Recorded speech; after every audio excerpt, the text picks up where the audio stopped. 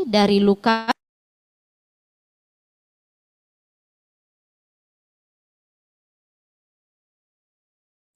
Saya akan mulai membacakan di ayat ke-25.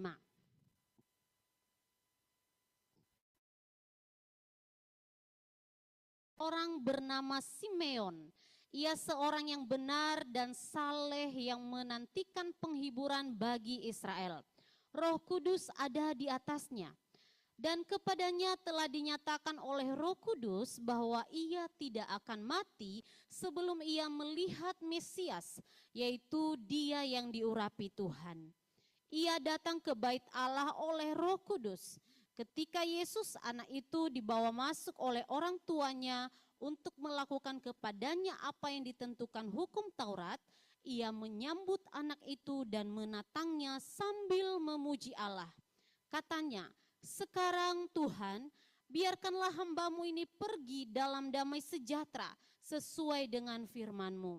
Sebab mataku telah melihat keselamatan yang daripada-Mu, yang telah Engkau sediakan di hadapan segala bangsa, yaitu terang yang menjadi penyataan bagi bangsa-bangsa lain dan menjadi kemuliaan bagi umat-Mu Israel." Dan bapa serta ibunya amat heran akan segala apa yang dikatakan tentang dia. Lalu Simeon memberkati mereka dan berkata kepada Maria ibu anak itu, "Sesungguhnya anak ini ditentukan untuk menjatuhkan atau membangkitkan banyak orang di Israel dan untuk menjadi suatu tanda yang menimbulkan perbantahan. Dan suatu pedang akan menembus jiwamu sendiri supaya menjadi nyata pikiran hati banyak orang." Demikian pembacaan firman Tuhan, saudara yang dikasihi Tuhan. Tema dari renungan kita malam ini yaitu pengharapan di masa penantian. Saudara yang dikasihi Tuhan, percayakah kita bahwa saat ini kita sedang di dalam penantian? Mungkin di dalam penantian pemulihan dari sakit penyakit yang kita derita atau sakit penyakit yang diderita oleh orang-orang yang kita kasihi, keluarga kita. Atau mungkin menantikan pekerjaan baru, menantikan kelulusan ujian, menantikan seorang anak, termasuk penantian yang sebentar lagi kita akan rayakan, yaitu penantian Natal yang sebentar lagi, tinggal menghitung minggu kita akan merayakannya. Dan mungkin masih banyak penantian-penantian yang kita nantikan sampai detik ini. Dan itu termasuk pergumulan kita secara pribadi, saudara yang dikasihi Tuhan. Namun pertanyaannya, apakah kita setia di dalam penantian tersebut dengan tetap percaya bahwa di dalamnya ada pengharapan, ada pemulihan, ada keselamatan? Dan bagaimana respons atau action kita ketika masa penantian itu telah tiba? Apakah kita bersyukur kepada Tuhan, bersukacita dan memuliakan Tuhan? Saudara yang dikasihi Tuhan, mari kita belajar dari satu tokoh yang bernama Simeon.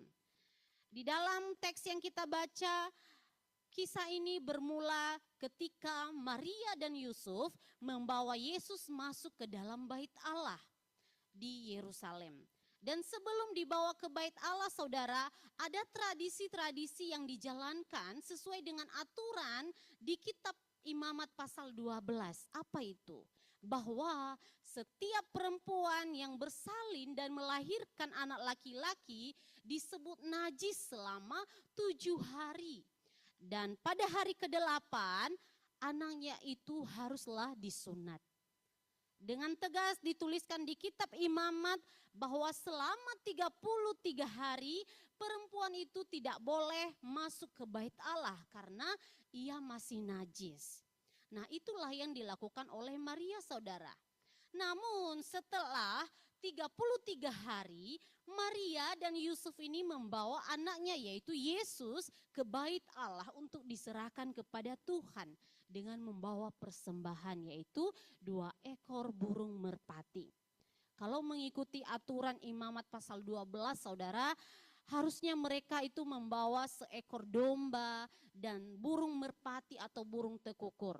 Tetapi karena kondisi ekonomi mereka saat itu sedang tidak baik, dalam kutip miskin waktu itu, mereka hanya membawa 2 ekor burung merpati saja. Nah, saudara yang dikasihi Tuhan, ketika Yesus ini dibawa ke bait Allah, firman Tuhan mencatat bahwa di Yerusalem ada seorang laki-laki yang setia menanti-nantikan kedatangan Mesias.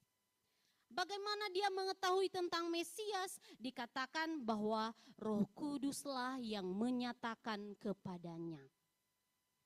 Di ayat 25 dan 26, adalah di Yerusalem seorang bernama Simeon. Ia seorang yang benar dan saleh yang menantikan penghiburan bagi Israel. Roh Kudus ada di atasnya. Dan kepadanya telah dinyatakan oleh Roh Kudus bahwa ia tidak akan mati sebelum ia melihat Mesias, yaitu dia yang diurapi Tuhan. Saudara, dicatat bahwa Simeon ini seorang yang benar di hadapan Tuhan. Dikaios, seorang yang benar. Di dalam tulisan Paulus, dikaios itu menekankan status orang percaya di hadapan Tuhan, yaitu melalui iman kepada penebusan Kristus yang sempurna. Sehingga orang-orang percaya kepada Kristus diubah statusnya dari orang berdosa menjadi orang benar. Dari orang berdosa dibenarkan oleh Kristus. Simeon juga disebut sebagai seorang yang saleh atau eulabes dalam bahasa Yunani, yaitu seorang yang taat kepada Taurat Tuhan, dan kebaikannya itu nyata kepada semua orang, nyata dalam kehidupannya sehari-hari. Jadi bukan hanya pengakuan di mulut saya percaya kepada Yesus, tetapi pada kehidupannya menyatakan kebenaran. Dalam kehidupannya sehari-hari ada kesaksian yang dapat disaksikan oleh orang-orang yang melihatnya. Selain benar dan saleh, saudara, Simeon juga disebut sebagai orang yang setia di dalam menantikan penghiburan ilahi bagi bangsa Israel yang sudah dinubuatkan dalam perjanjian lama. Nah, pertanyaannya, mengapa Simeon ini menantikan penghiburan bagi bangsa Israel? Apa yang terjadi dengan mereka? Karena pada saat itu mereka sedang mengalami yang pertama, kondisi politik yang begitu sulit. Kedua, mereka berada di bawah penjajahan Romawi yang dipimpin oleh Raja Herodes. Dan ketiga, mereka mengalami tahun sunyi selama 400 tahun, yaitu jembatan antara kitab perjanjian lama dengan perjanjian baru. Nah, di situ saudara tidak ada nubuat sama sekali, tidak ada firman Tuhan yang disampaikan lewat para nabi. Dan bisa dipastikan bahwa kerohanian mereka sangat buruk. Mereka merosot, kerohanian mereka merosot. Hanya mementingkan kepentingan diri sendiri dan melakukan apa yang mereka anggap benar. Itu bangsa Israel. Nah, di sini nyata perbedaan penantian Simeon dengan penantian bangsa Israel, saudara yang dikasihi Tuhan. Memang keduanya sama-sama menantikan Mesias, namun motivasi mereka dalam penantian tersebut berbeda. Apa perbedaannya? Bangsa Israel menantikan Mesias karena mereka menginginkan raja yang dapat memulihkan kondisi politik mereka. Dan mereka menginginkan Mesias menjadi pemimpin kerajaan secara fisik. Sedangkan Simeon menantikan Mesias karena dia sungguh-sungguh percaya kepada Mesias, bahwa dia adalah raja di atas segala raja. Dia adalah Tuhan di atas segala Tuhan yang tidak hanya memulihkan politik, tetapi memulihkan kehidupan rohani, memberi damai sejahtera dan memberi keselamatan dari dosa dan menjanjikan kehidupan kekal. Saudara, ini adalah hal penting untuk kita pikirkan dan renungkan bersama. Kita ini sama-sama memiliki status sebagai anak-anak Tuhan.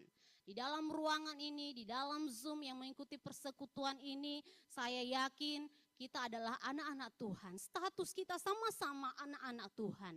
Sama-sama disebut sebagai orang percaya. Tetapi apakah status itu membawa kita kepada iman yang sejati, yang percaya bahwa Yesus adalah Mesias. Yesus adalah Raja di atas segala Raja, Tuhan di atas segala Tuhan, dan Juru Selamat satu-satunya. Sangat disayangkan saudara, Kalau misalnya status kita sebagai anak-anak Tuhan, sebagai orang percaya hanya tertera di KTP Kristen, hanya dibaca oleh petugas kantor kalau membutuhkan data kita, tetapi tidak dapat dibaca oleh banyak orang lewat sikap dan hidup kita. Jangan-jangan kita disebut Kristen karena kita rajin beribadah, rajin melayani, tetapi kita masih terlibat di dalam sinkritisme, yaitu memuja roh-roh nenek moyang, memuja Allah-Allah lain, patung-patung, dan melakukan hal-hal yang menyimpang. Tuhan berkata, saudara, jangan ada padamu Allah lain di hadapanku dan jangan sujud menyembah kepadanya. Artinya ketika sudah di dalam Tuhan, kita jangan menduakan dan juga mendukakan hatinya Tuhan. Tetapi hiduplah dengan benar dan saleh serta setia kepada Tuhan yang benar. Saudara yang dikasihi Tuhan, di dalam teks ini ada 3 kali menyebutkan Roh Kudus. Artinya secara teologis Simeon ini dipimpin oleh Roh Kudus. Dia diperkenankan untuk menerima wahyu khusus tentang Mesias, sehingga ia percaya kepada Mesias sebagai Tuhan dan Juru Selamat. Simeon bisa bertemu dengan Yesus bukan karena kekuatannya, saudara, bukan karena kehebatannya atau kegagahannya ataupun karena kekayaannya.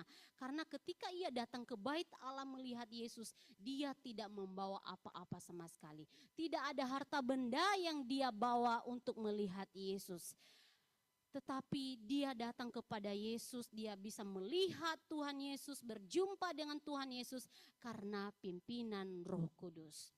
Demikianlah ketika kita percaya atau berjumpa secara pribadi dengan Tuhan Yesus, itu adalah pimpinan daripada Roh Kudus. Itu bukan karena kekuatan kita, saudara, bukan karena kehebatan atau kegagahan, kekayaan kita, tetapi karena Tuhan melayakan kita, memimpin kita untuk mengalami Tuhan, untuk percaya kepada Tuhan Yesus.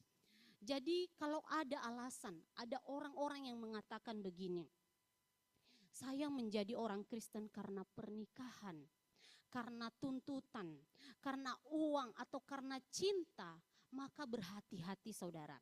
Berhati-hatilah, itu perlu mengintrospeksi diri. Apakah itu iman yang sejati kepada Kristus atau hanya iman palsu? Karena iman sejati, saudara, bisa dibuktikan lewat buah-buah kehidupan kita yang benar dan saleh sesuai kehendak Tuhan. Jadi sebagai orang beriman di dalam Tuhan, hiduplah dengan benar, saleh, dan setia di hadapan Tuhan. Tidak dapat diganggu ataupun diombang-ambingkan oleh oleh ajaran-ajaran sesat atau orang-orang yang berusaha membuat kita untuk tidak percaya kepada Tuhan Yesus. Yang pertama itu adalah kita hidup dengan benar dan saleh serta setia di hadapan Tuhan kalau kita sungguh-sungguh percaya kepada Tuhan. Yang kedua adalah jika kita sudah percaya kepada Tuhan, maka kita hidup bersukacita dan memuliakan Tuhan. Kedua, iman Simeon membuat hidupnya bersukacita dan memuliakan Tuhan, saudara. Ayat 28 sampai 30. Ia menyambut anak itu, yaitu Yesus, dan menatangnya sambil memuji Allah, katanya, sekarang Tuhan, biarkanlah hamba-Mu ini pergi dalam damai sejahtera sesuai dengan firman-Mu. Sebab mataku telah melihat keselamatan yang daripada-Mu. Saudara, pada saat Simeon bertemu dengan Yesus di Yerusalem, di bait Allah, ia menunjukkan respons yang sungguh-sungguh percaya kepada Mesias sebagai juru selamat. Pertama itu ia menyambut dan menatang atau menerima bayi Yesus itu dengan lengannya. Ia tidak menolak ataupun menghindarinya. Karena dia sungguh-sungguh percaya yang ia temui itu, yang ia sambut itu adalah Mesias. Yang kedua, ia bersukacita, saudara, sambil memuji Tuhan, memuji Allah dengan mulutnya. Dan ketiga, ia menyadari diri sebagai seorang hamba atau doulos, dan Tuhan adalah tuannya yang berdaulat.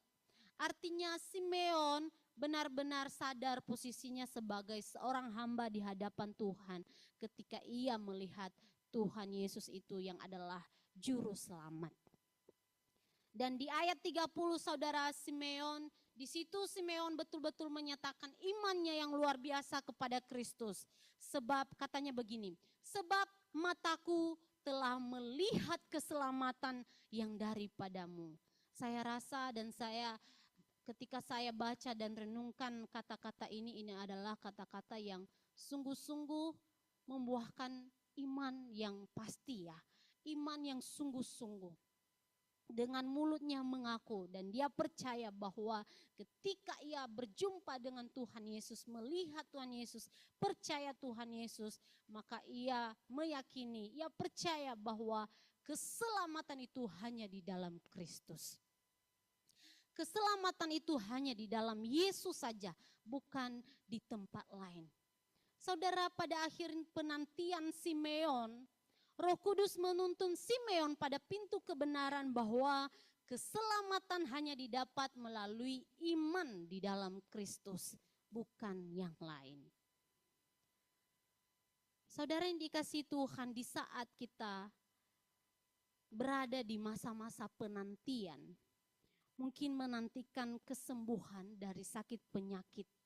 Ya, kita melihat dan mendengar saat ini ada banyak rekan-rekan, tetangga, famili, teman-teman yang sakit, bahkan murid-murid sekolah juga banyak yang sakit.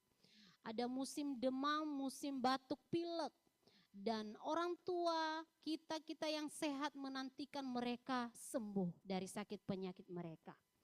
Di saat menantikan solusi atau jalan keluar dari masalah yang kita hadapi, mungkin masalah di dalam keluarga, masalah di dalam pekerjaan, di dalam pelayanan, atau masalah relasi terhadap sesama.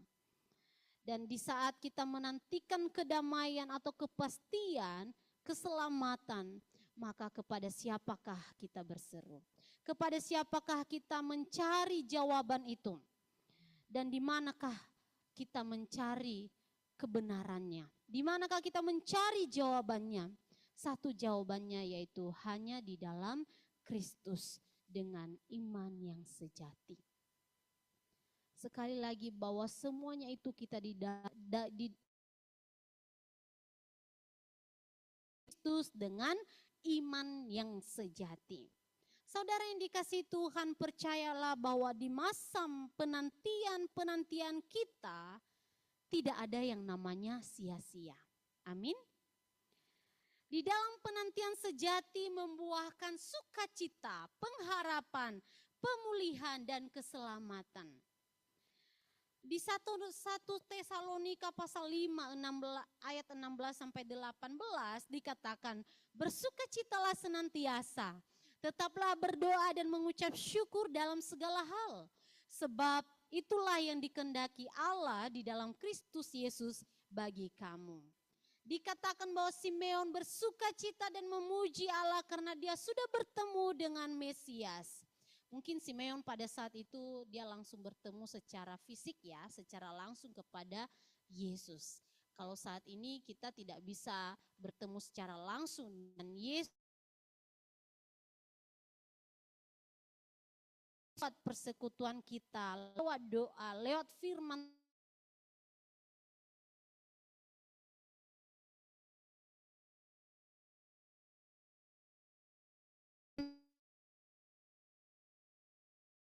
saudara dalam pujian. Dan ketika Simeon bersukacita memuji Allah, ia di dalam pujiannya itu ia berkata begini, biarkanlah saya pergi di dalam damai sejahtera karena mataku telah melihat keselamatan dari Tuhan.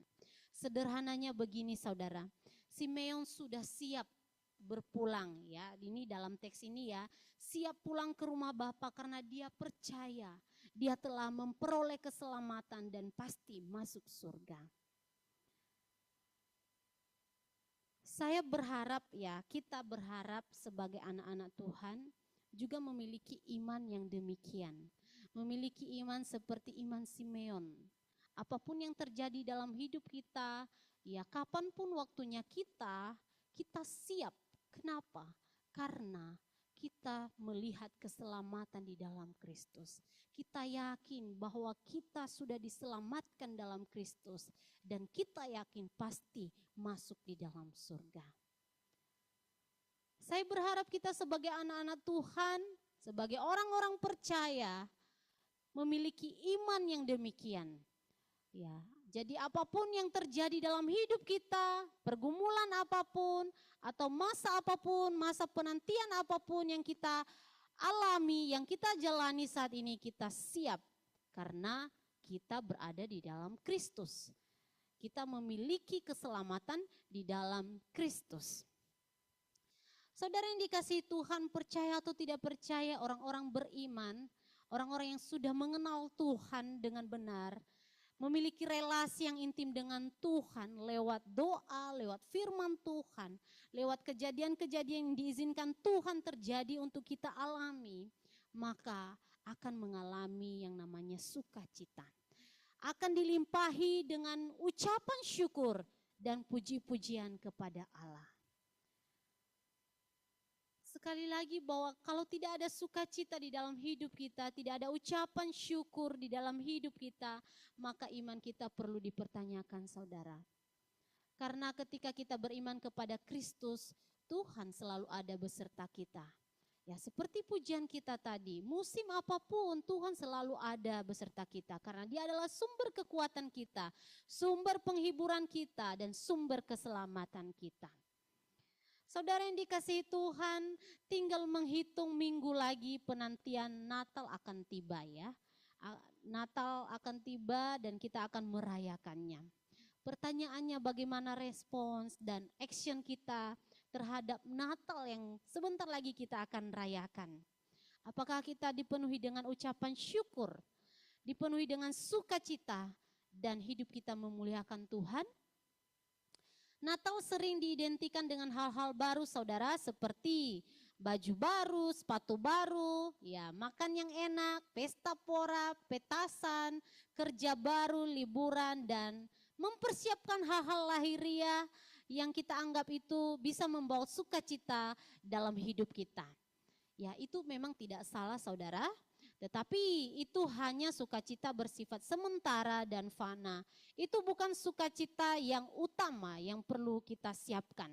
Sukacita yang sejati atau sukacita yang utama adalah ketika kita mempersiapkan hati kita di dalam menyambut Yesus tinggal di dalam hidup kita. Memuji-muji Allah dengan sungguh dan menyadari diri sebagai seorang hamba dan mengenakan hidup baru yang benar dan saleh seturut kehendak Tuhan.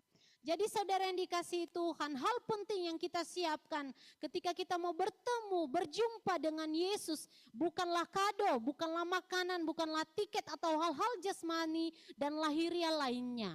Tetapi yang lebih penting adalah hati yang baru, hati yang diubahkan, dan hati yang mau percaya dan taat kepadanya. Percayalah saudara bahwa Roh Kudus akan sanggup mengubah hati kita yang keras menjadi lembut. Hati yang membangkang menjadi tunduk dan hati yang sakit menjadi pulih di dalam Kristus.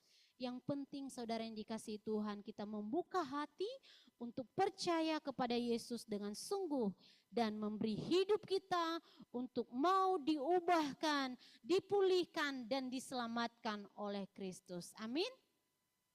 Karena di dalam Kristus saudara jelas-jelas dinyatakan bahwa di dalam Kristus ada pemulihan, pengharapan, dan keselamatan yang pasti.